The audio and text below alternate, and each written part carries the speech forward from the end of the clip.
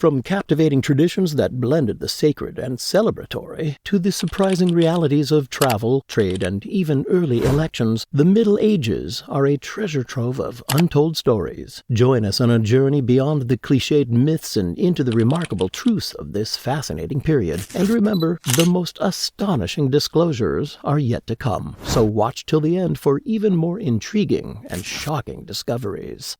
Number 6. Fascinating medieval traditions. While Christianity heavily influenced the Middle Ages, some intriguing customs may have had older origins and were mostly accepted by the Church. For instance, in various parts of Europe, people would roll burning barrels down hills on Midsummer's Eve. Newlyweds had wheat thrown over their heads, and charity events called help ales involved brewing ale, throwing lively parties, and collecting donations for a good cause. Superstitions were also part of the mix, even involving seeking supernatural protection from diseases or crop failures. Amidst these rituals, midsummer festivals and help ales provided moments of joy and celebration.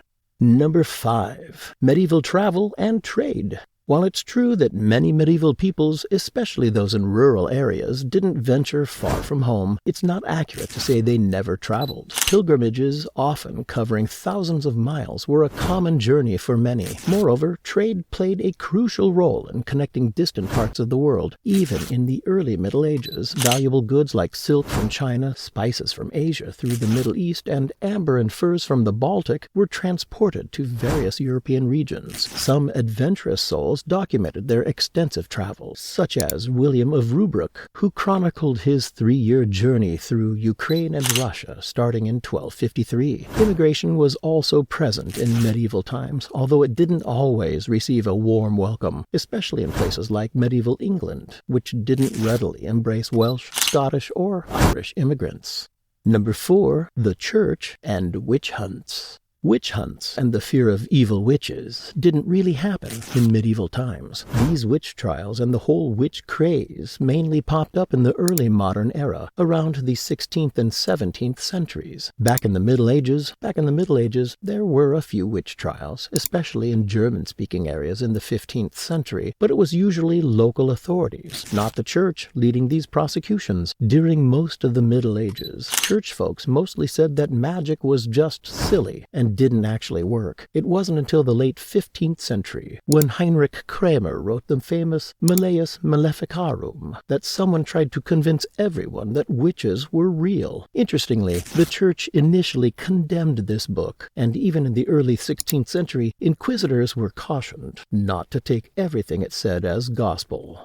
Number 3. The Medieval Renaissance. In the commonly understood idea of the Renaissance, we think of a time when people in the later Middle Ages turned to classical models for inspiration in various fields like art and literature. However, there was also a Renaissance of sorts in the medieval period, particularly in the 12th century. The rediscovery of classical works drove this intellectual revival, thanks in part to Arabic philosophers and translators who made them available. This resurgence sparked a more curious and thoughtful approach to understanding the physical world. Scholars like Roger Bacon began pondering how to observe and experiment with the natural world to gain deeper insights.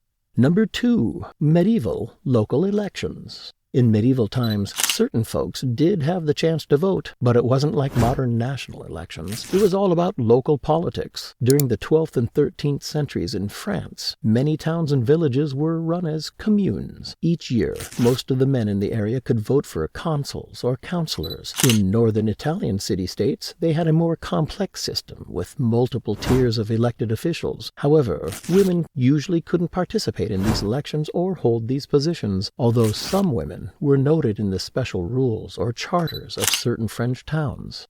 Number 1. Beyond flat earth and Viking horned helmets. It's a common misconception that people in the Middle Ages believed the earth was flat, just like the idea of Vikings wearing horned helmets or lords having questionable rights. These notions actually stem from Victorian-era myths about the medieval period. The allure of studying medieval history lies in deciphering information from challenging, fragmented records and re-evaluating our preconceived notions and stereotypes, which have been passed down through time.